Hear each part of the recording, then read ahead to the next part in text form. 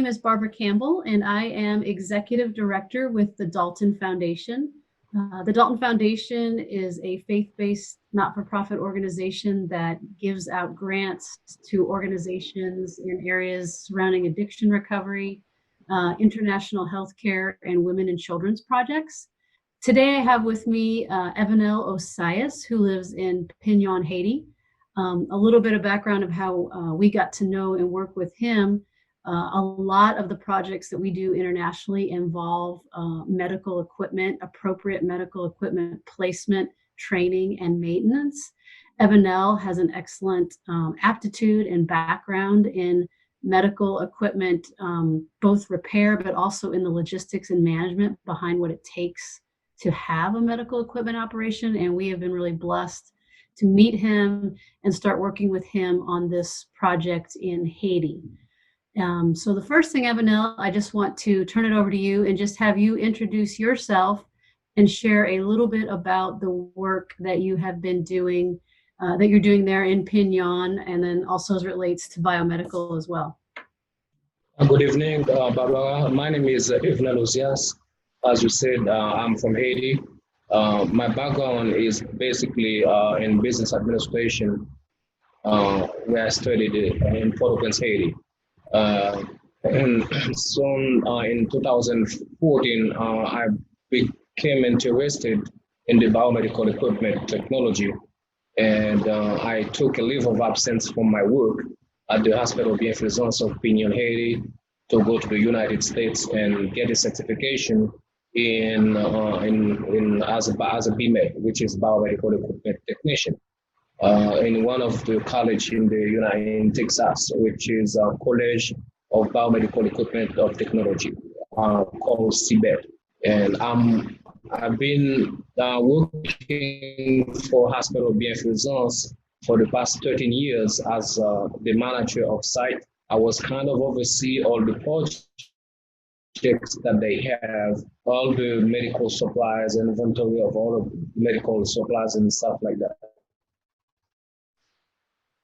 Great. Yes, you have a very unique. Then I become interested. Yeah, so where I took the opportunity to pursue my higher education in the biomedical field. So for now, I would say I've been working for the past 15 years for the hospital. So and now I become like the manager for the biomedical department for the hospital, and I'm kind of attached with the Dalton Foundation by helping them, with the organization that they're working locally in Haiti. Yeah, that's a great synopsis. It's been great to meet you and get to start working together. And I know we're looking forward to all the things to come. So we're excited, and thank you for being here today to answer these questions. I know with your vast experience, you've worked with various NGOs, both internationally and in Haiti. And I was just going to ask you to explain a little bit about the work that you've done in the past or are doing currently with NGOs. So as I stated in my first in my introduction, basically I've been working with CBP, which is Comité Bienfaisance de Pignon, through the Hospital Bienfaisance. As I said, for the past 15 years, it is a local NGOs working in the healthcare community, working in the healthcare, working in the agriculture, is working also in the community development and water project and sanitation. So, and as I said, I've been working as the site manager, with, oversee all the projects that they have. And that was a great experience for me to be part of this organization, for this past 15 years. And I've also served, as the past assistant governor through Rotary International. So I considered Rotary International as, as an international NGO, because they have money involved, by, helping organization in Haiti to do some projects like in water, education and other stuff. So, and I managed, big project for like $100,000, for the hospital through Rotary International. So that was a great experience for me working for these for either the local NGO and the international NGO. Yeah, you definitely have a lot of definite great experience in your past. What would you say are some of the best things you've seen that NGOs are doing or have done in your experience? Based on my experience, the good things that I've been doing was through education, because I would say I would take PO as an example. Okay, as I said, like for the hospital, it's not only on they're not only working on in the healthcare area, but they work in education also. So not only they build schools for the in the countryside area, but also they have a scholarship program where they pay school for kids to go to university, also to become a doctor, to become nurse, to become manager, and so on. And I can take myself as an example for the system. I've been received a scholarship from the program for 4 years, for 5 years to attend business administration university in Port-au-Prince. Then I came to Pignon to serve the community. And I would say this is one of the good things, that the are doing locally. And I would put it the same way for the international NGOs also, because those NGOs internationally, they kind of involved in this program by sending money to the hospital to pay for those kids to go to school. Mm-hmm. So that's the best way I would say that, that would be the best thing that the NGOs involved in, like through the community. That's great. So they're coming in, providing education, or they're providing the funding for the education, which then allows you and others like you to get the education and come back and serve your communities and also provide for your families and benefit others. So that's great. What would you say are some of the mistakes that you've seen NGOs make, or some of the maybe the cultural things the international NGOs miss, or what are some of the things that could be done better? So one of the things that I could focus on this question, Barbara, is the question of sustainability on the projects, being done locally. So one of the, I would not, well, we all can make mistakes, but we understand that we all can learn from our mistakes. But we just need someone to, to say or to explain what they have seen, so that we can learn from what we have made a mistake. Okay. So, but one of the mistakes that I have seen that basically the international NGOs, do, it's like they do not really train local people.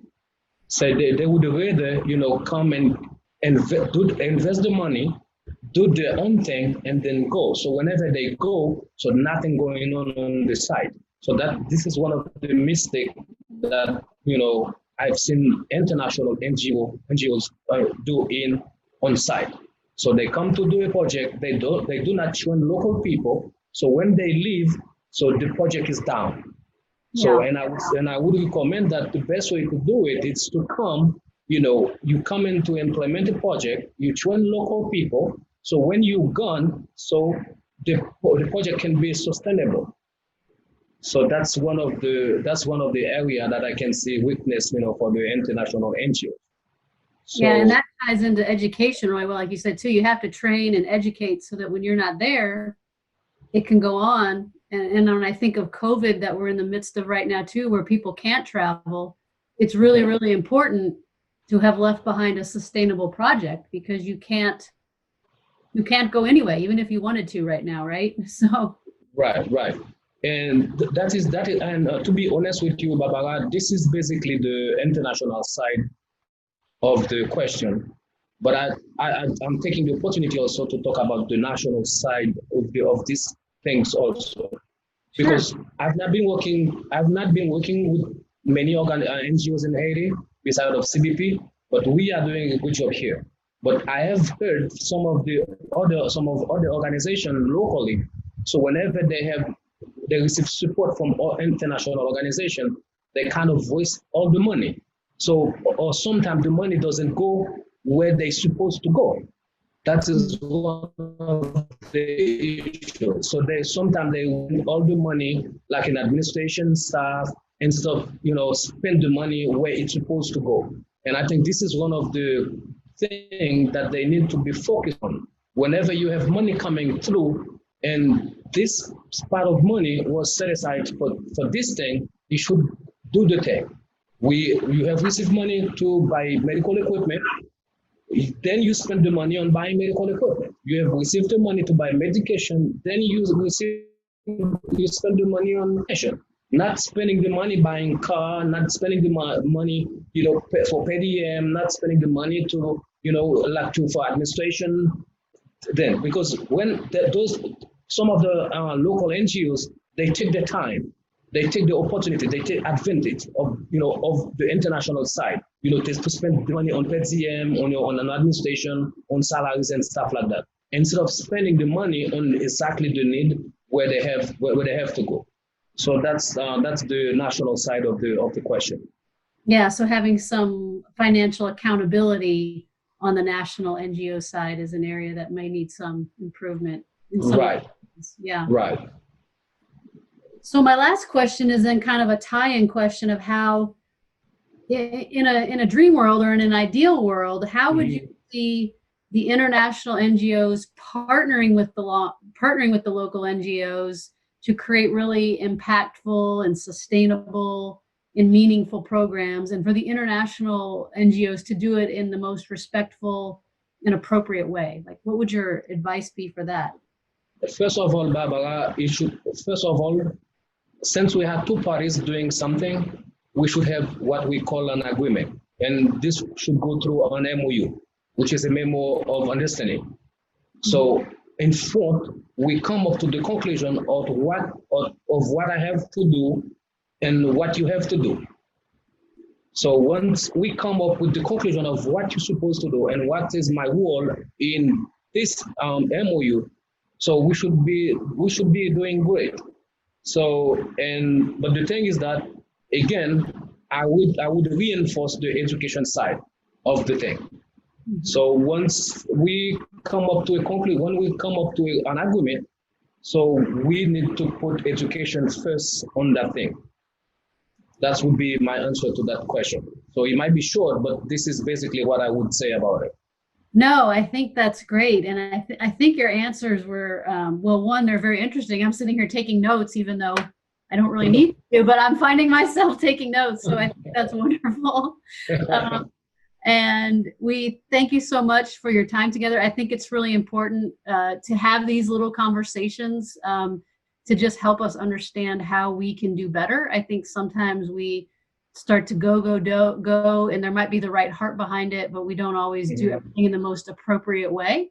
And so it's important to have communication and just try to figure out ways to work together better, because I think the goal is the same. We really want to be able to help and have impact on the communities, but figuring out the best way to do that. So I thank you for your time, and I thank you for answering these questions in such a great, wonderful way. Thank you so much. It is a pleasure for me also, Barbara, to be here this afternoon. And my time is your time, so anytime you want to have a little video or you want to prepare anything like this, so I will be more than happy to assist. Great, thank you so much. All right. And then we'll edit the video there, Evenel, and so it'll be just that part of it that we in the middle. Right. Bye-bye. And it looks like the internet worked just long enough, so we had a perfect internet. Yes, because I connect my telephone. I don't connect it to the hospital. I use my telephone. Oh, it worked great. Yes. So I got a plan on my telephone and I connect it to my laptop computer. That's how we got it so long. Great. Well, thank you so much. See, it didn't take too long at all. Okay, no problem. It's a pleasure, Barbara. Okay, you have a great rest of your day. I appreciate it. All right, so do we. I appreciate it. Okay, bye-bye. Bye-bye.